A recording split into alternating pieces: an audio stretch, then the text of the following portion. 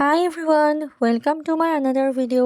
আজি লৈ আহিছোঁ আপোনালোকৰ ওচৰলৈকে এটা ইভিনিং টাইমত খাব পৰা টেষ্টি ৰেচিপি।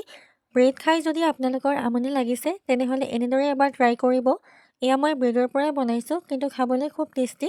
আহকচোন তেনেহ'লে কেনেদৰেনো এই ৰেচিপিটো বনালোঁ চাই লওঁ।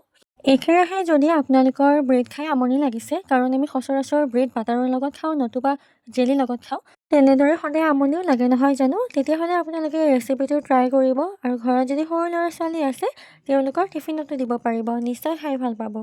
এয়া মই ব্ৰেড লৈ লৈছোঁ, আপোনালোকে নিজৰ প্ৰয়োজন অনুসৰি ল'ব কিমানখিনি ব্ৰেড লয়। আৰু এতিয়া ব্ৰেডকেইখন মই এনেকুৱা ত্ৰিভুজাকৃতিত কাটি ল'ম।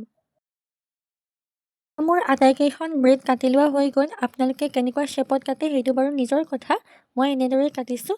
আৰু এতিয়া এটা বেটাৰ বনাই ল'ম। আৰু বেটাৰটো বনাবৰ কাৰণে মই লৈছোঁ এয়া বেচন 2 কাপ।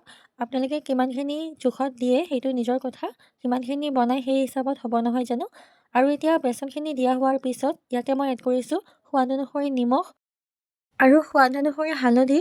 লগতে ইয়াতে মই এড কৰিছোঁ কিছুমান মছলা, সেই মছলাবোৰো আমাৰ ঘৰত থাকেই। ইয়াতে মই কি মছলা এড কৰিছোঁ আপোনালোকে ভিডিঅ'টো চাই থাকিলে গম পাব।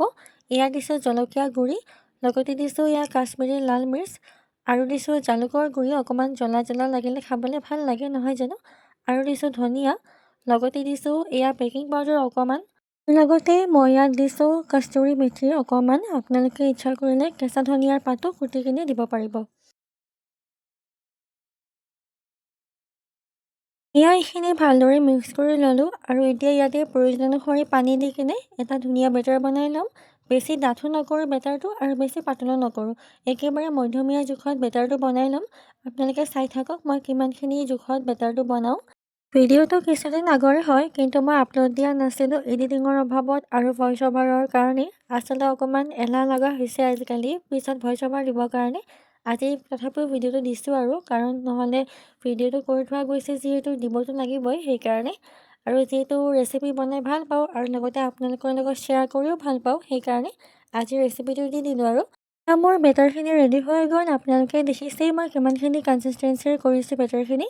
আপোনালোকেও এনেকুৱা কনচিষ্টেঞ্চিৰে কৰি ল'ব। এতিয়া যিকেইটা ব্ৰেডৰ শ্বেপ কাটি থৈছিলোঁ সেই ব্ৰেডৰ শ্বেপকেইটা বেটাৰখিনিত এখন এখনকৈ লেটিয়াই কিনে ধুনীয়াকৈ গৰম তেলত ফ্ৰাই কৰি ল'ম। এইফালে কেৰাহীত তেল গৰম হৈ গ'ল আৰু মই এখন এখনকৈ ফ্ৰাই কৰিব ল'লোঁ ব্ৰেডৰ পকৰা। এতিয়া ব্ৰেড পকৰা ৰেচিপি হয়, আপোনালোকেও ট্ৰাই কৰিব ৰেচিপিটো। একেবাৰে কম সময়তে আৰু কম সামগ্ৰীৰে বনাব পাৰি নহয় জানো, আৰু ফ্ৰাই কৰিবলৈ বেছি সময় নালাগেই। এনেদৰেই মই গোটেইখিনি ব্ৰেড বেটাৰত লেটিয়াই কিনে ফ্ৰাই কৰি ল'লোঁ আৰু মোৰ ব্ৰেডৰ পকৰা ৰেডি হৈ গ'ল। দেখিছেনে ইমান মচমচীয়া হৈছে দেখিবলৈ আৰু ধুনীয়া কালাৰো আহিছে। আপোনালোকে ৰেচিপিটো ট্ৰাই কৰিব, আশা কৰোঁ নিশ্চয় ভাল পাব। আৰু সৰু ল'ৰা ছোৱালীৰ টিফিনত দিলে ল'ৰা ছোৱালীয়েও খাই নিশ্চয় ভাল পাব। যদিহে ভিডিঅ'টো চাই ভাল পালে তেনেহ'লে মোৰ চেনেলটো ছাবস্ক্ৰাইব কৰি দিব, আকৌ নতুন নতুন ভিডিঅ'সমূহ পাই থাকিবৰ কাৰণে।